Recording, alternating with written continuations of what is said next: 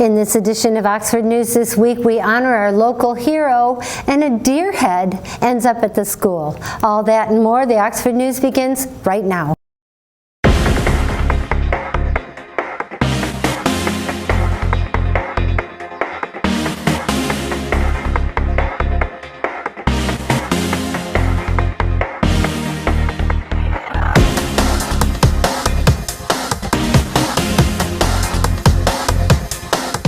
When it comes to the mask debate, the Oxford School Board has asked the Oakland County Health Division and the Governor's Office for help, but the school board president, Tom Donnelly, was not satisfied with the responses. The conflict is over a bill signed by Governor Whitmer with language that prohibits local health departments from requiring individuals under 18 years of age to wear a mask. The problem is, this seems to contradict the Michigan Public Health Code authorizing health departments to make emergency health orders.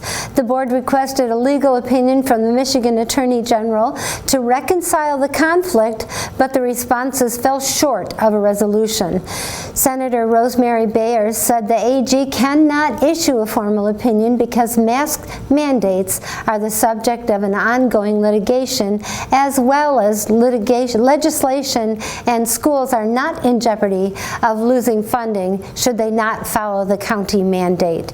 Two state Senate bills that would limit mask mandates have not yet passed the House.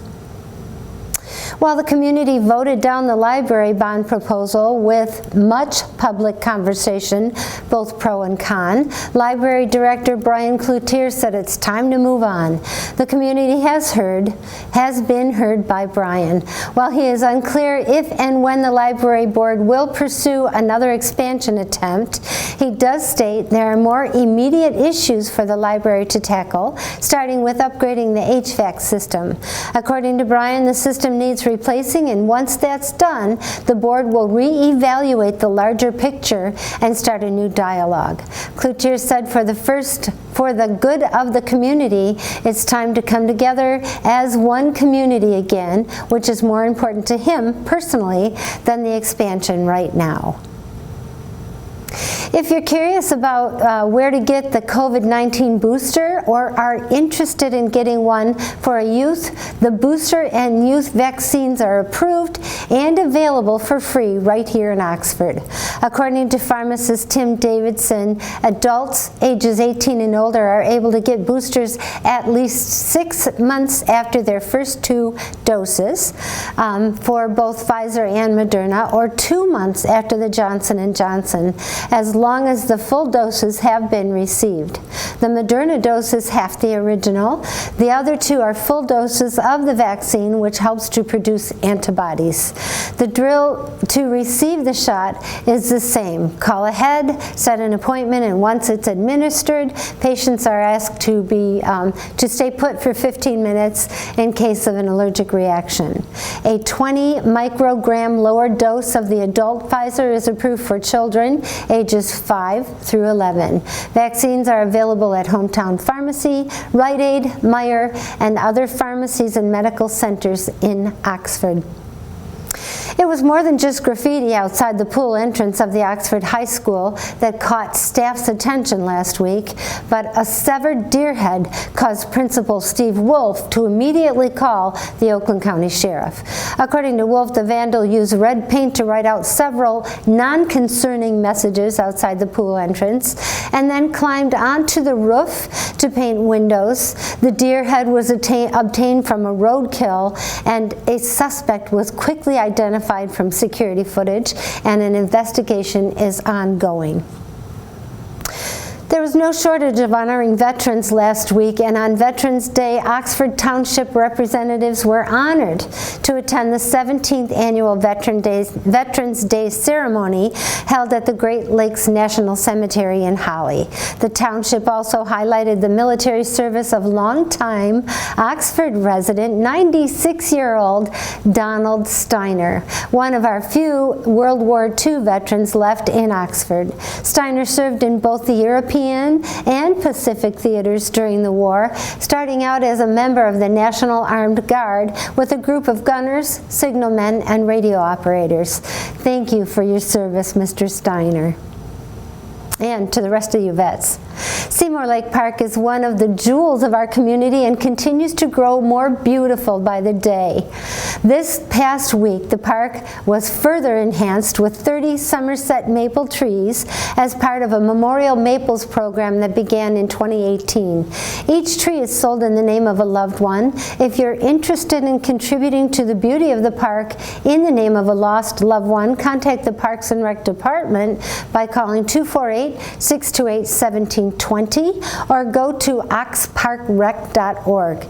And after a year off due to COVID, fun was had by more than 80 people participating in the Parks and Rec's Turkey Trot, running 5 kilometers or walking 2. The event was sponsored by Oxford Meyer and agent Liz Scott of Community Insurance Center. The first place winners of more than 19 divisions took home a turkey. And for a complete list of those winners, check out the Oxford Leader newspaper. The Oxford High School theater students have brought good cheer to the holiday this season by performing the Christmas classic, It's a Wonderful Life. And they did it as a radio show, live, on stage before a live audience. According to OHS teacher Krista Price, the characters are radio voice actors who are acting out several characters, making all their own live sound effects as well. It's a small cast with members playing multiple characters, and according to senior Callum Gross, lines and voice matter a lot on radio. Congratulations, cast and crew, for successfully starting this year's holiday cheer. That's it for this edition of Oxford News This Week, but don't go away. Dave Kenny with Auto Talk and Science in the News will be back, and then Joe Calhoun will be sitting in for Jim doing a bit on sports. We'll be right back. Don't go away.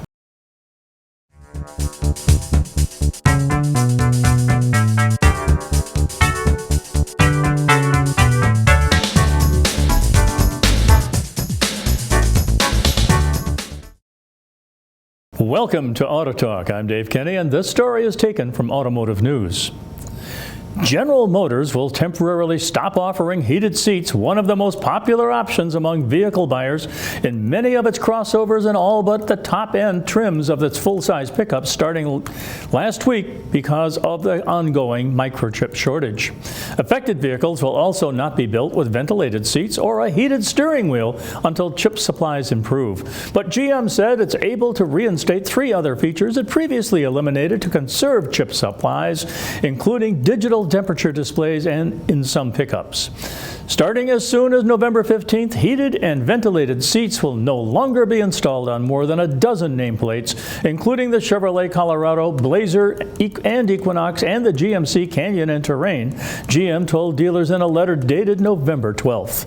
The features also will be eliminated on all Chevrolet Silverados and Traverses except High Country trims, and all GM Sierra and Acadia except Denali's.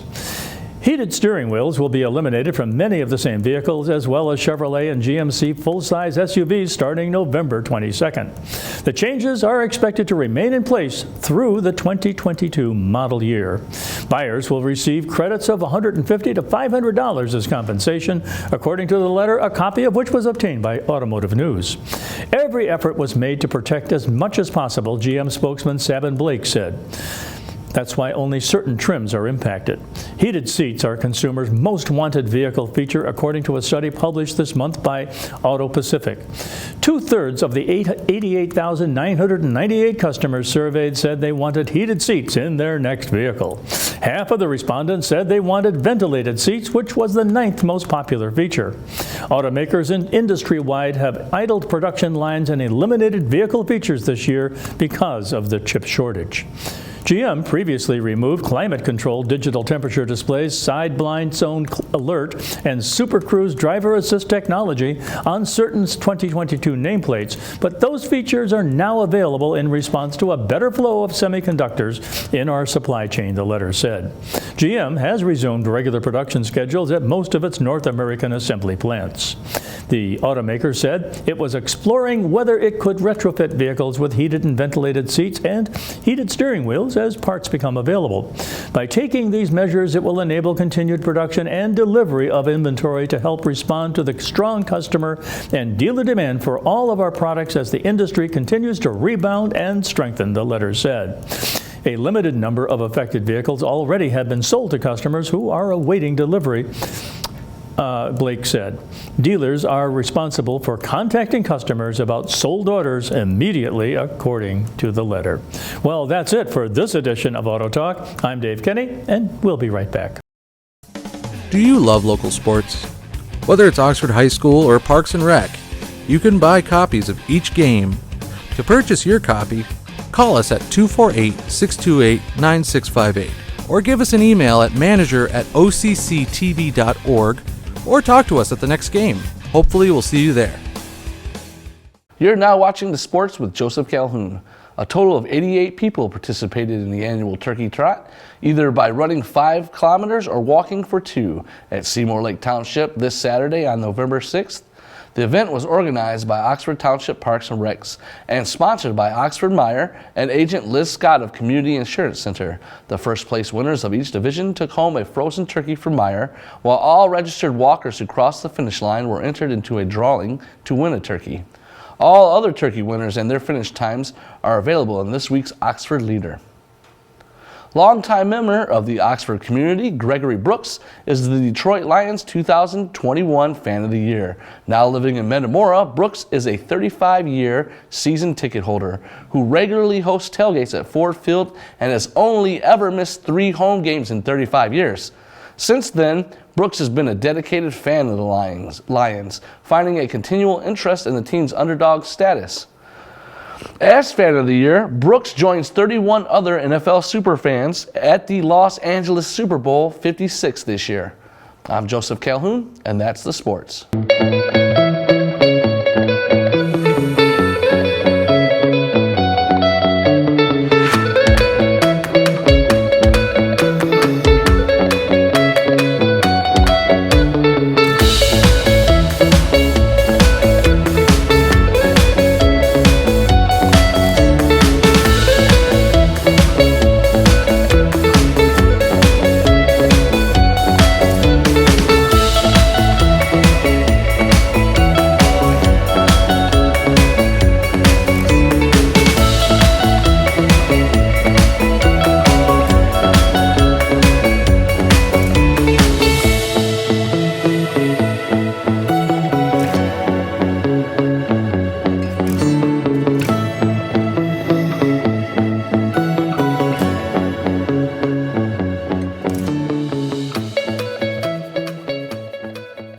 Welcome to Science in the News. I am Dave Kenny, and these stories are taken from New Scientist. In our first story, rockfish are among the longest living animals known to exist, and by studying the natural variation in their lifespans, researchers have discovered key insights into the genetic basis of longevity. Studies into aging have traditionally focused on laboratory mice, well, because they're easy to work with. However, Peter Sudman at the University of California, Berkeley, and his colleagues adopted a different approach, studying longevity in creatures with longer lifespans. The researchers performed a genomic analysis of 88 species of Pacific Ocean rockfish, deep-sea creatures that live between 11 and 200 years, to map out the genetic underpinnings of their lifespans. They accounted for factors such as body size and their environment, which are known variables that affect aging in many organisms. We found genes associated with many different pathways, genes involved in DNA repair, metabolism, and immune response, months, says Sudman. It is possible that a set of genes called butyrophilins, which are known to influence many human diseases of inflammation, contribute to the extreme lifespan of long-lived rockfishes. We found that these genes, which we think play an immunosuppressive role, have higher copy number, meaning some have been duplicated, in ultra-long-lived species, says Sudman. This highlights a specific set of genes and pathways that might be important to follow up in humans. An investigation into the lives of these long-lived animals is critical to learning how to enhance and prolong human health, says Stephen Ostard at the University of Alabama in Birmingham. I don't believe we will make much headway in extending human health if we only study short-lived organisms like fruit flies and mice. In our next story, dogs are able to pick out individual words from continuous speech like human infants can. Even without knowing what they mean, infants can recognize new words by noticing syllable patterns in speech. So Mariana Boros at Eötvös Loránd University in Budapest, Hungary, and her colleagues wanted to find out if dogs can do the same thing. The researchers used electroencephalography and functional magnetic resonance imaging to monitor the brain activity of 19 dogs. They then played the dogs a stream of 3-syllable words from a made-up language to ensure that the animals were hearing the words for the first time, as well as sounds that weren't words. By comparing the dogs' brain activity as they listened to the different recordings, the team found that they were paying attention to how often certain syllables occurred together, suggesting that they extract individual words from the speech. This ability to recognize separate syllables has been seen in infants as young as 8 months old when they segment speech while learning their first language. But language doesn't involve just being able to recognize individual words. It has more complex rules, says Boros. We don't know if dogs will be able to follow those ones too. This is really just taking another brick down from that wall, says humans are so special, says Holly Gutteridge at the University of Lincoln in the UK. The fact that dogs can do this tells us a little bit about language evolution. It kind of fits into this building body of evidence that we have that other animals are communicating in more complex ways than we've given them credit for. Well, that's it for Science in the News. I'm Dave Kenny.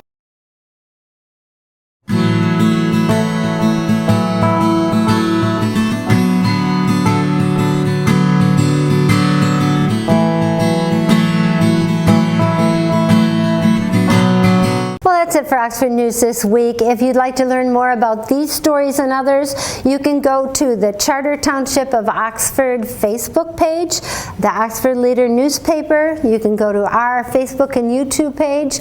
You can also go to our website at occtv.org or catch us on Charter Channel 191 and AT&T Channel 99. Thanks for watching Oxford News this week, where we bring your news closer to home. And thanks to Dan Weiss back there for getting us on the air, and Connie Miller.